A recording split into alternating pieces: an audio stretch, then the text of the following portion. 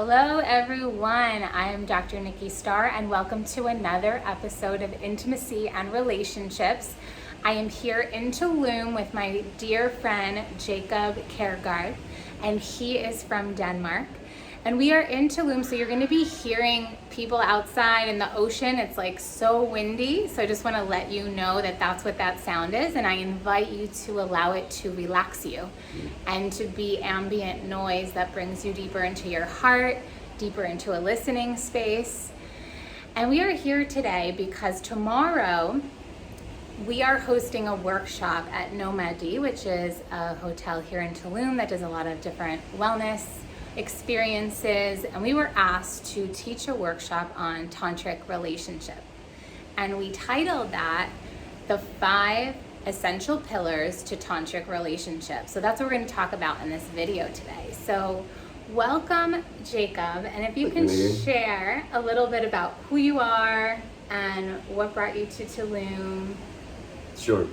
Well, I'm Jakob Kaergaard from Denmark. I work as a men's coach, primarily based in Denmark, but I'm broadening out more and more. And I work with different aspects of what it means to be a man, but particularly I have focused on teaching men some of the key yogic and tantric practices for mastering their sexual energy.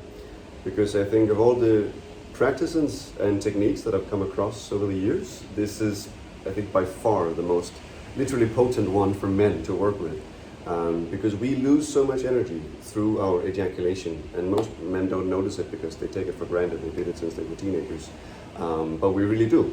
So once you, with the yogic and tantric practices, start to harness that energy and move it up and around in your system instead, I mean, it's so many things happen. Like if you set a man in this practice, like after a week, sometimes it's a different man that walks in the door. He feels himself more, he feels his emotions more, and it also heals many of the sexual dysfunctions that men can encounter, like premature ejaculation and performance anxiety, etc. Beautiful.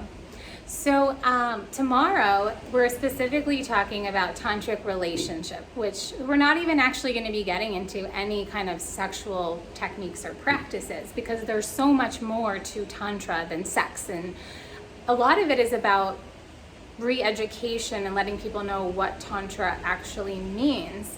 So Jakob, I guess I'll share first. Like for me, what tantra means is mindfully and consciously using our sexual energy, which is our life force energy, for healing and awakening more of our consciousness. So for spiritual evolution and development as well. And it can be healing, both from a health perspective, but it can also give us more energy.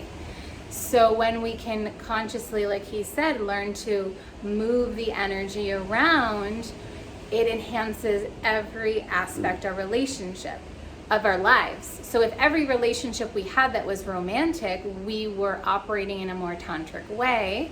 That's what we mean by tantric, using some technologies and practices, then we're going to see an enhancement in all of our life. And then we're going to also have juicier love, as you'll see when we talk about the pillars. So Jakob, what does tantra mean to you? Well, I think you say it very spot on, Nikki. I think I generally actually don't consider myself a tantra teacher, even though I teach techniques and practices from schools that consider themselves tantric. But it's mostly because I think nowadays, the word tantra has a somewhat tainted reputation. I think people, it is everything from just beautiful eye gazing to spiritual swingers clubs, and there's also several stories in the field of tantra people abusing their position, and it's often a somewhat boundaryless field. Well, that's the shadow aspect of it, right? That's like that. Not the aspect that sure. we are necessarily teaching and sharing about. But people often associate the word with that, so I don't feel identified with it. But originally, it's a beautiful tradition from ancient India and Tibet, which, as you say, a key aspect of it is to work with your sexual energy and turn that into an agent for spirit. And for your spiritual evolution, and that's what we can use it for, and it works. Beautiful. Yeah. And so thank you for sharing that. And that's actually what brought Jakob and I together to teach together, because we met 4 years ago in Damanhur in Italy through our spiritual path. And there we actually learn about our sexual energy and how it's 85% of our energy and how we want to purify it and we can use it for good in our lives. And we have taught a polarity workshop there, and we're going to talk about what polarity is in a moment. And so then we were asked to teach the same thing in Tulum. So we said, yeah, of course, why not? So, you know, we are not a couple, but we've been brought together for our gifts and to share our gifts, and we're so happily do that. And that's also what we're doing here in this video. So with that, we can get into the 5 pillars. So I'm going to share with you quickly what they are, and then we're going to elaborate on each one. So there's presence, connection, boundaries, polarity, and devotion. And yeah, if you want to get started on presence. Sure. Well, I think presence is at the core of any real meditation practices and any spiritual practice. Without presence, well, there's nothing. And indeed, I would say we are presence. But I think many traditional spiritual practices work very much just with presence, or you focus on a candle if you're meditating, or a mantra or something else. But we could choose to call it a tantric practice, or we could choose to call it tantric practice. We specifically enhance our awareness and bring it towards our sex and the energy that we create there. And when we do that, this presence of ours is like the rays of the sun that shine on our sexual water and can make it evaporate and rise through our beings. But it's the presence that does that. So presence is a key tool. Without that, without really full unjudgmental presence in lovemaking, for instance, there is no tantric lovemaking. Unjudgmental presence is what I would call it.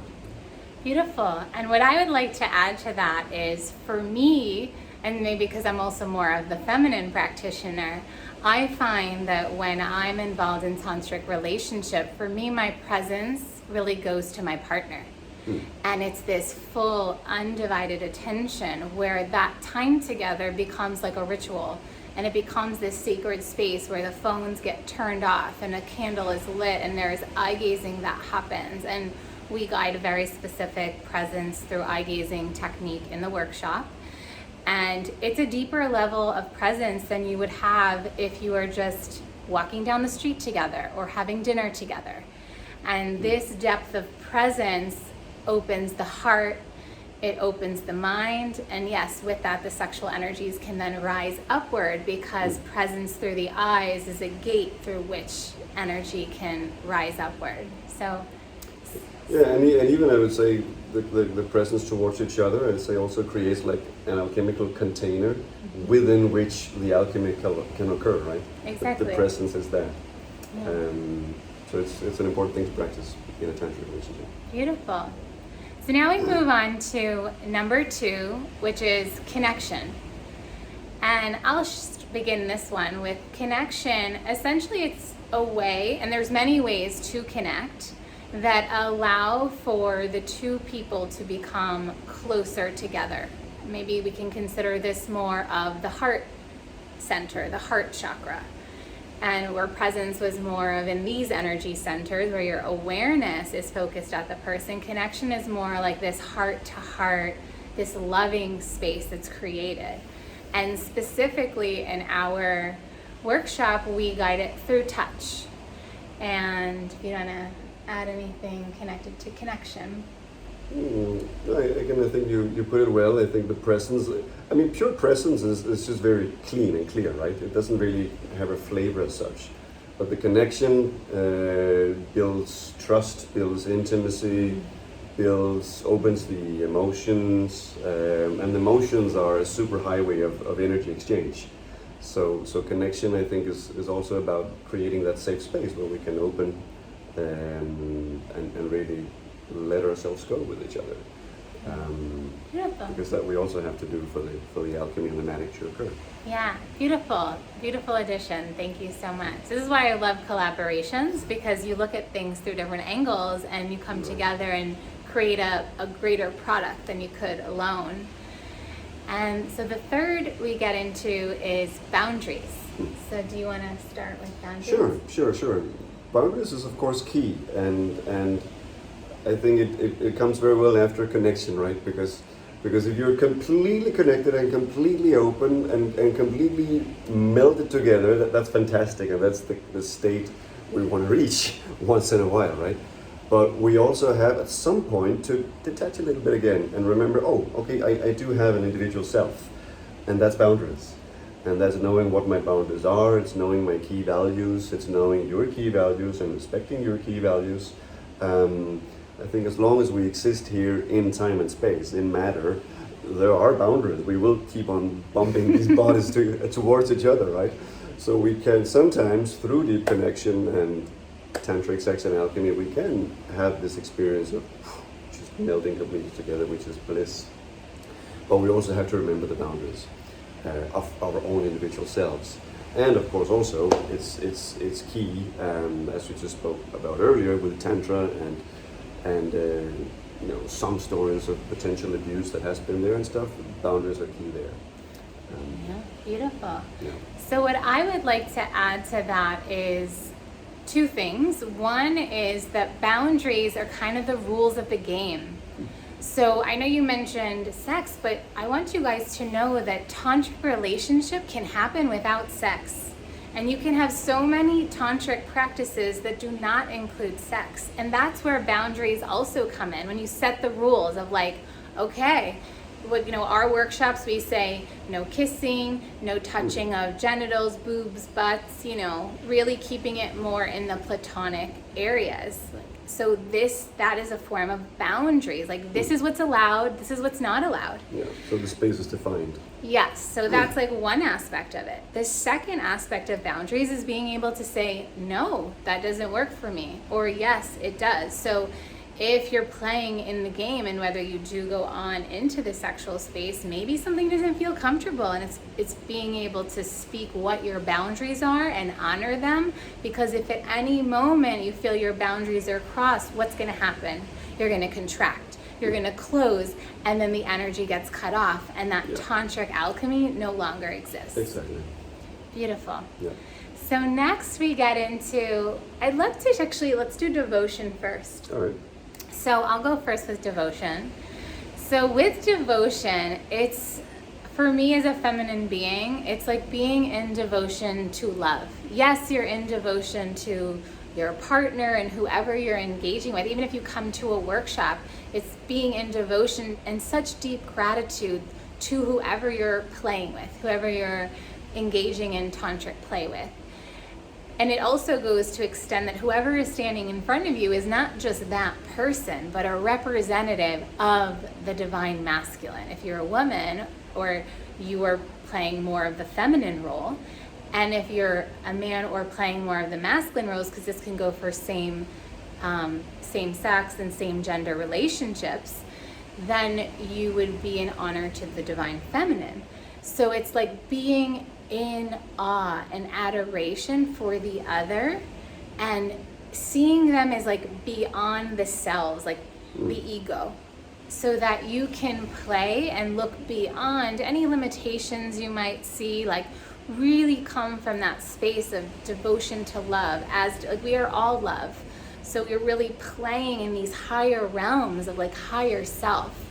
And with that, I have, for myself, have unlocked so much where I'm like, oh my God, I could like love anyone.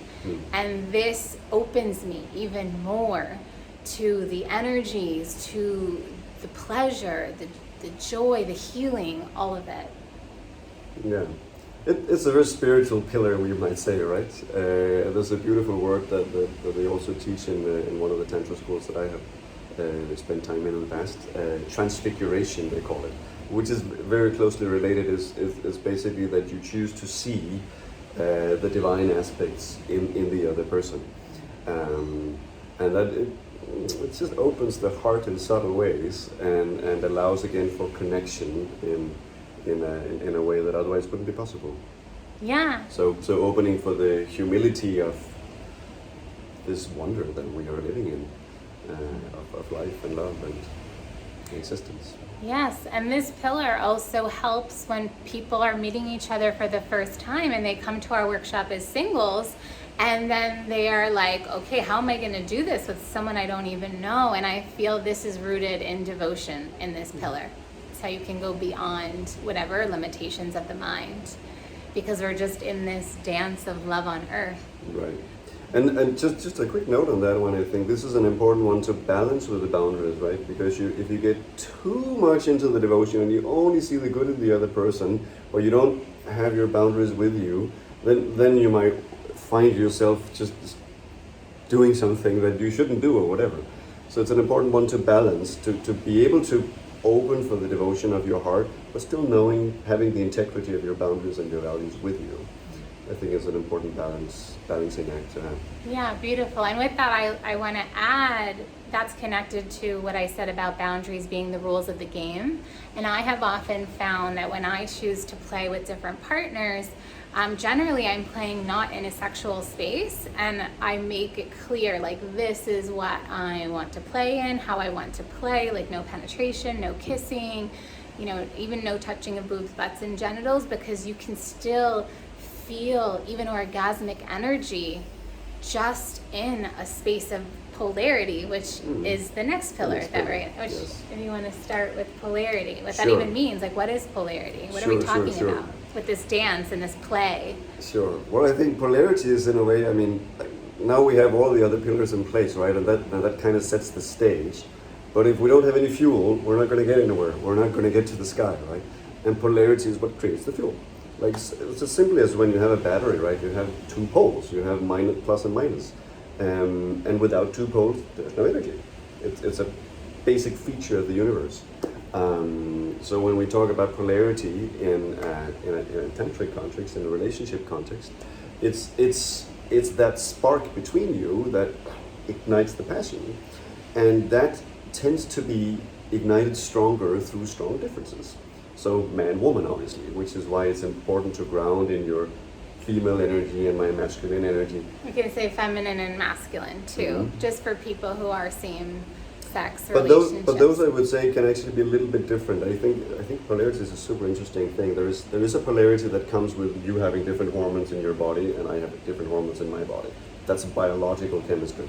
But then we can also work with polarity as in masculine, feminine, which we could define as the masculine being the pole of presence and guidance, and the feminine being the pole of energy and following. And those are not gender specific. Like, you could be in your masculine and I could be in my feminine, and that's very fine. We can switch. And I think when polarity really works in tantric relationships, you know when to switch, and you don't make an issue out of it.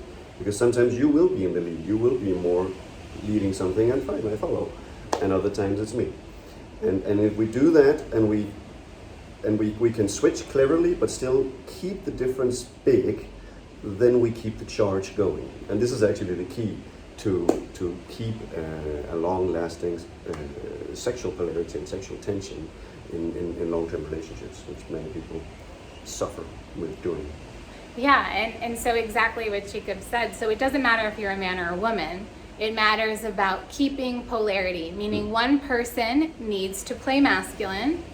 We can call it masculine because it's generally in archetype terminology. It's known as the decision maker, single focus, the hunter, right? And then when we think of feminine, it's soft, surrendered, receptive, more listening, more following. So you can be two men in a relationship and easily play in polarity as long as one is playing feminine and one is playing masculine. So it's nothing to do about gender. So I just want to make that clear. And I'd like to add to what he was sharing in terms of when you think of neutrality, it's because there's not a charge. And a perfect example I like to use is if two people are playing feminine, we can think of this as like a girls' night, like cuddling on the couch and eating ice cream and but you're not really sexual. You're just so cozy and like it feels so nice, right? And it's not really going anywhere. Yeah. It's just yummy and beautiful. Yeah, which is I suppose. also great. It just depends what your intention is. Sure. Then if you're two masculines, this is like bulls. Like you guys are like kind of competing for the alpha. So could be, or you get incredibly creative and you do tons of things. Yeah, so if you're aligned. Yeah, so that's where like I find that when Jakob and I do this kind of work of even creating this video and creating our workshop, we're both in our alphas, but there's not like sexual. It's not like sexual. Yeah. So, but if you want to create that like juicy polarity, that's what we're talking about, the polarity. Then one wants to play feminine, one wants to play masculine, and like it's true, we can switch in different moments. And I have found that you can even bring this should only be used though in romantic relationships or if you're choosing to play in this kind of space. It's not something you want to use at work or something like that because that would be inappropriate. But with whoever you're playing with, like whether you're flirting or you're meeting someone new, you can experiment with being more feminine or masculine. And we share in the workshop ways to get more into that feminine energy and then the masculine energy as well. And we have both men and women feel both. And then we have them play together. So yeah. Which is also, I think, the new paradigm, right? That is not, men don't have to be masculine all the time. That's really old school. And women don't have to be feminine all the time. We have to be able to switch. So we have to know both sides really well. So that's what we embrace also. Yeah. And of course, like I know that as being a strong woman in the world, I know how nourishing it is to be in my feminine, and I know about energetic agility. So if I find I'm being in the masculine space and I don't want to, I just pull back and I start surrendering and I just don't make the plans, and then they get made because like I know you can polarize the other person into that space by going even more into the space you want to be in. So learning these tools and learning that you get to create and play creates juicier relationships that are more fulfilling versus like neutral and like same old and boring. And I mean, we can go on and on about this, but we just felt that we wanted to share the pillars. If you have any questions, please leave your questions in the comment section. We will absolutely respond and even maybe share another video about it.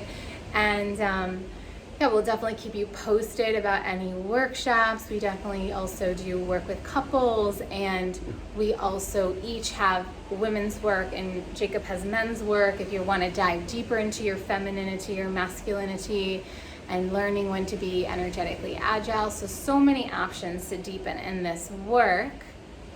So thank you, Jakob. Thank you, Nikki. Yeah. Great to do this with you. Yeah, super fun. And thank you all for being here, and I'll see you again soon for another episode of Intimacy and Relationships. Thank you so much for being here. Thank you, guys.